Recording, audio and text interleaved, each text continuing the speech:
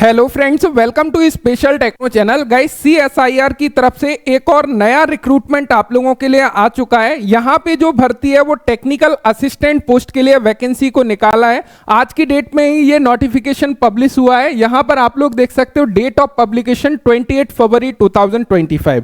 और सबसे बड़ी बात, यहाँ पर परमानेंट बेसिस भर्ती है और ऑल यहाँ पे जो भी बेनिफिट आप लोगों के सेंट्रल गवर्नमेंट एम्प्लॉय के होते हैं वो कंप्लीटली आप लोगों को दिए जा रहे हैं। तो यहां पर मैं सबसे फर्स्ट ऑफ ऑल क्लियर करना चाहूंगा, आईटीआई स्टूडेंट्स की कोई भी वैकेंसी यहां पर नहीं है। यहां पर टेक्निकल असिस्टेंट पोस्ट की वैकेंसी को निकाला है, जिसके अंतर्गत डिप्लोमा कैंडिडेट अप्लाई कर पाएंगे और बीएससी होल्डर कैंडिडेट अप्लाई कर पाएंगे। यहां पर सबसे पहले यदि हम लोग इसकी डिटेल के बारे में बात करें, सीएसआईआर के अंतर्गत नेशनल एरोस्पेस लैबोरेटरी की तरफ से वैकेंसी को इन्होंने ओपन किया है। यहां पर आप लोगों को एडवर्टाइजमेंट देखने को मिल जाता है। सबसे पहले यदि इंपॉर्टेंट डेट को हम लोग देखने लगे तो आप लोगों के जो फॉर्म है वो बेसिकली स्टार्ट हो जाएंगे आज की डेट यानी कि 28 फरवरी 2025 से स्टार्ट हो चुके हैं। और लास्ट डेट की यदि बात करने लगे 11 अप्रैल 2025 आपकी लास्ट डेट होने वाली है।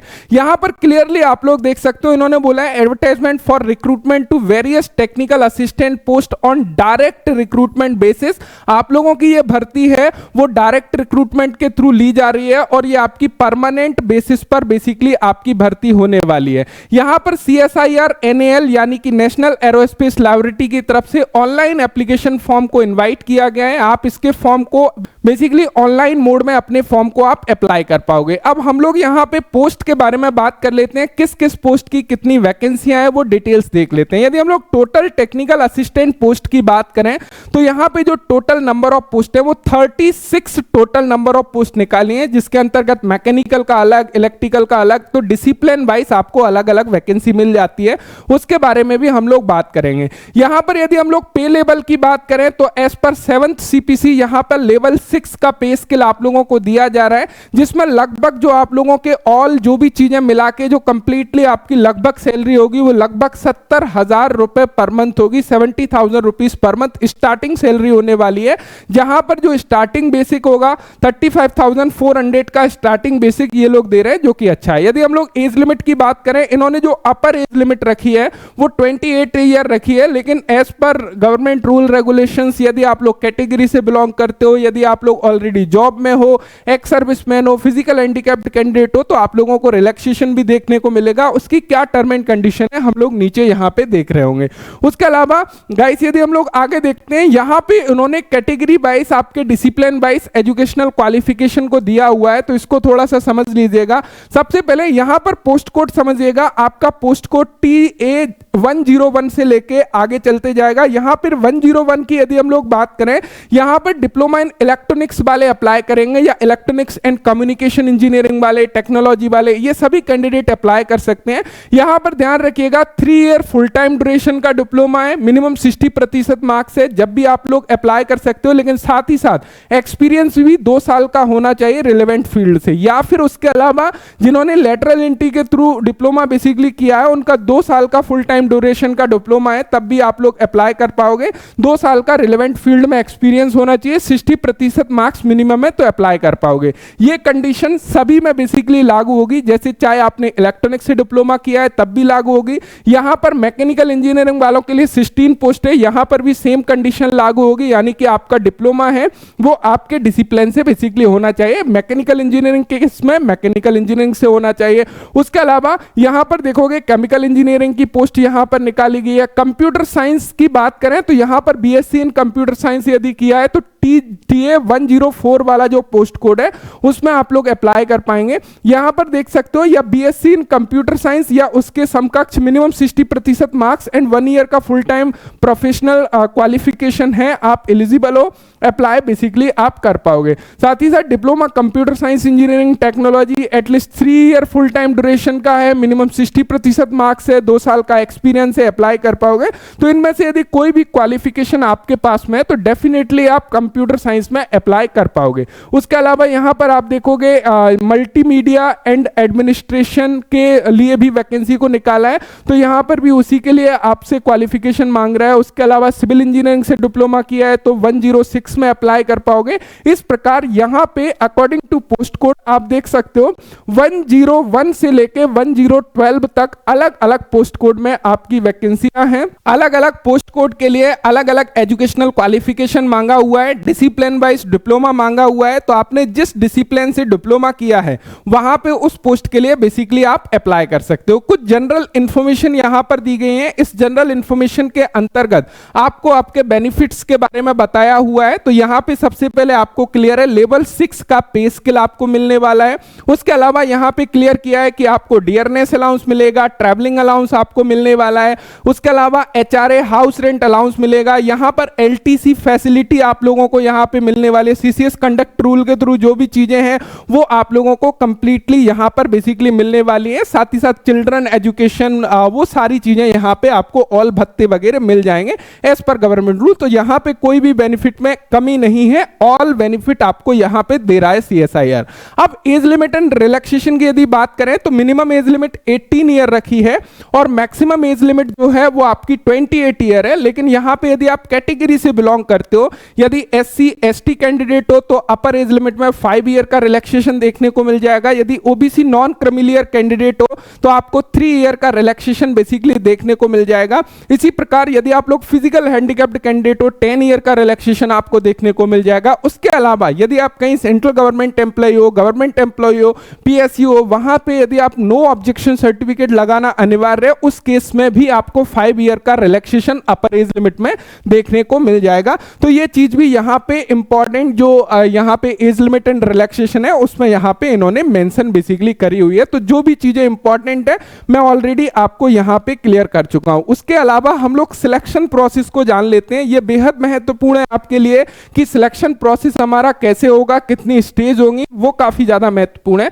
तो यहां पे सबसे पहले समझिएगा सिलेक्शन प्रोसेस में सबसे पहले एक स्क्रीनिंग कमेटी होगी। वो स्क्रीनिंग कमेटी आपके एजुकेशनल के बिहाफ पर आपको ट्रेड टेस्ट के लिए कॉल करेगी। तो सबसे फर्स्ट ऑफ ऑल आपका ट्रेड टेस्ट होगा। ट्रेड टेस्ट में जो भी कैंडिडेट क्वालिफाई करते हैं उनका एग्जाम होगा। एग्जाम आपका ओएमआर बेस्ड या फिर कंप्यूटर सीबीटी बेस्ड हो सकता है। यहां पर यदि हम लोग एग्जाम की बात करें, जो भी लोग ट्रेड टेस्ट को क्वालिफाई करते हैं उनको एग्जाम देने का मौका मिलेगा। एग्जाम आपका पेपर फर्स्ट, सेकंड और थर्ड 3 पार्ट में होने वाला है। जो भी कैंडिडेट पेपर फर्स्ट को क्वालिफाई करते हैं, यानी कि सबसे पहले जो चेक होगा वो पेपर फर्स्ट वाला जो पोर्शन है वो चेक किया जाएगा और उसमें जो भी कैंडिडेट क्वालिफाई करता है उन्हीं कैंडिडेट का पेपर सेकंड और थर्ड को चेक किया जाएगा। उसके बाद में फाइनल मेरिट बेसिकली बनाई जाएगी। तो यहां पर सबसे पहले समझिएगा फाइनल मेरिट लिस्ट जो प्रिपेयर्ड होगी only on the basis of the marks obtain by the paper second और थर्ड, यानी कि paper first only qualifying nature का है, पेपर सेकंड और थर्ड जो है वहां से आपकी फाइनल मेरिट बनने वाली है। अब जो टोटल आपका पेपर होगा उसके लिए जो समय होगा 3 घंटे का समय होगा। यदि स्टैंडर्ड ऑफ एग्जाम की बात करें, डिप्लोमा ग्रेजुएशन लेवल के होंगे अकॉर्डिंग टू पोस्ट, आप किस पोस्ट में अप्लाई कर रहे हो। मीडियम ऑफ क्वेश्चन की बात करें, इंग्लिश हिंदी लैंग्वेज में आपके क्वेश्चन होंगे, वहां पे इंग्लिश का जो पोर्शन होगा वो ओनली इंग्लिश में होगा। उसके अलावा जो आपका टोटल है उसको 3 पार्ट में डिवाइड किया है, जैसे कि पेपर फर्स्ट, सेकंड और थर्ड। पेपर फर्स्ट में क्या होगा, ऐसा नहीं है कि ये पेपर फर्स्ट, सेकंड, थर्ड अलग अलग होने वाले हैं। ये पेपर फर्स्ट, सेकंड, थर्ड एक ही साथ होंगे, लेकिन सबसे पहले पेपर फर्स्ट का जो पोर्शन है पार्ट 1 जो है उसको चेक किया जाएगा, जिससे कि उसमें जो कैंडिडेट क्वालिफाई होगा जब भी उनका पेपर सेकंड और थर्ड जो है चेक किया जाएगा। क्योंकि सबसे पहले यदि वो स्क्रीनिंग में ही फेल हो जाते हैं, पेपर फर्स्ट में ही डिस्क्वालीफाई हो जाते हैं, तो फिर सेकंड और थर्ड चेक करने का मतलब नहीं है, राइट। तो यहां पे पेपर फर्स्ट में क्या होगा, 1 घंटे का समय होगा। टोटल 3 घंटे के समय में से 1 घंटे का समय पेपर फर्स्ट के लिए आपको मिल रहा होगा। इसमें मेंटल एबिलिटी के 50 क्वेश्चन आपसे पूछे जा रहे होंगे। हर एक क्वेश्चन 2 नंबर का होगा, कोई भी नेगेटिव मार्किंग यहां पर नहीं रहेगी। यहां पर जो मेंटल एबिलिटी में आप लोगों से जो क्वेश्चन पूछे जाएंगे, जनरल इंटेलिजेंस के पूछे जाएंगे, क्वांटिटेटिव एप्टीट्यूड के, रीजनिंग के, problem solving and situational judgement से रिलेटेड 50 क्वेश्चन यहां पे पूछे जा रहे होंगे। जो पेपर सेकंड होगा उसके लिए 30 मिनट का टाइम आपको दिया जा रहा होगा और इस 30 मिनट में आपको 50 क्वेश्चन को हल करना होगा। जनरल अवेयरनेस के 25 प्रश्न होंगे, इंग्लिश लैंग्वेज के 25 प्रश्न होंगे। हर एक प्रश्न को करेक्ट करने पर 3 मार्क्स दिए जा रहे होंगे। यदि आप किसी भी प्रश्न का गलत उत्तर देते हैं वहां पर 1 मार्क्स को डिडक्ट किया जा रहा होगा, यानी कि यहां पे 1/3 की नेगेटिव मार्किंग भी आप लोगों की रखी हुई है, राइट। तो ये चीजें क्लियर है। उसके बाद में पेपर थर्ड होने वाला है, इसके लिए 90 मिनट का समय होगा। तो ये टोटल मिला के 3 घंटे का टोटल पेपर होगा। जो पेपर थर्ड होगा उसमें उसमें आपके जो डोमेन है उससे रिलेटेड क्वेश्चन होंगे। जैसे मैकेनिकल इंजीनियरिंग में आप अप्लाई कर रहे हो तो मैकेनिकल इंजीनियरिंग से रिलेटेड आपके क्वेश्चन होंगे। और यहां पे भी आप देखोगे 100 प्रश्न पूछे जा रहे होंगे, 90 मिनट में सॉल्व करना होगा, 300 मार्क्स इसके मिलेंगे। यानी कि हर एक क्वेश्चन को करेक्ट करने पर आपको 3 मार्क्स यहां पे मिल रहे होंगे। साथ ही साथ 1 negative mark for every wrong answer. यदि एक भी उत्तर गलत देते हो तो 1 मार्क्स आपका डिडक्ट किया जाएगा। यानी कि एक क्वेश्चन को करेक्ट करने पर 3 मार्क का रिवॉर्ड है और गलत करने पर 1 मार्क्स का आपका डिडक्शन यहां पे कर रहे हैं। तो इस प्रकार इन्होंने नेगेटिव मार्किंग रखी है। तो इस प्रकार यदि टोटल देखोगे 300 मार्क्स ये हो जाते हैं और 300 मार्क्स ये हो जाते हैं। टोटल जो 600 मार्क्स आपके रहेंगे वहां से आपकी मेरिट बेसिकली बनने वाली है। तो इस चीज को क्लियर करिएगा। यहां पे भी सेम वही है। तो ये जो है ये इंपॉर्टेंट पोर्शन है आपके लिए, क्योंकि यहां से फाइनल मेरिट आपकी तैयार की जाएगी। लेकिन जो सबसे पहला पोर्शन है जहां पे मेंटल एबिलिटी टेस्ट है, ये भी आपके लिए जरूरी है। यहां पर क्वालिफाई करना बेहद जरूरी होगा। तो ये चीज यहां पे आई थिंक आपको क्लियर हो गया होगा। अब गाइस यहां पे कुछ अदर कंडीशंस दी गई हैं। ये काफी कॉमन कंडीशन है, जैसे कि आप भारत के नागरिक होना चाहिए या फिर आप कहीं पर जॉब कर रहे हैं तो वहां से आपको नो ऑब्जेक्शन सर्टिफिकेट लाना है। ऑल जो क्वालिफिकेशन है वो आपकी लास्ट डेट से पहले कंप्लीट होना चाहिए। तो वो सभी जो इंपॉर्टेंट इंफॉर्मेशन है यहां पे आपके जो जनरल कंडीशन है उसमें बेसिकली बताई हुई है। उसके अलावा जो इंपॉर्टेंट पोर्शन है उसकी तरफ हम लोग चलते हैं। यहां पे जब आप ऑनलाइन पेमेंट फी करोगे तो उसको आपको एसबीआई कलेक्ट के थ्रू करना होगा। तो सिंपली आपको एसबीआई कलेक्ट पर जाना है। वेब पेज यहां पर दिया हुआ है, क्लिक करोगे तो वहां पे कॉर्पोरेट आपको चूज करना है, वहां पे गवर्नमेंट डिपार्टमेंट को चूज करना पड़ेगा। उसके अलावा स्टेट ऑफ कॉर्पोरेट में आपको कर्नाटका चूज करना पड़ेगा। डिपार्टमेंट नेम में नेशनल एरोस्पेस लाइब्रेरीज को चूज करना पड़ेगा।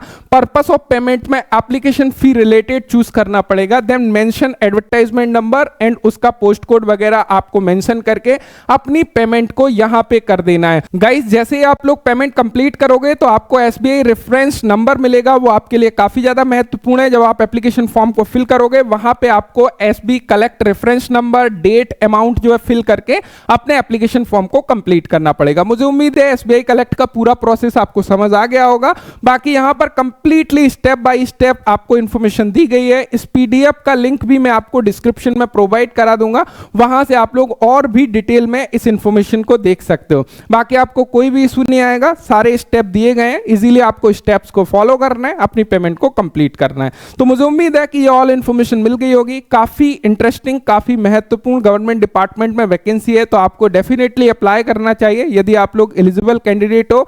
सो thank you so much video देखने के लिए। Thanks for watching and bye bye.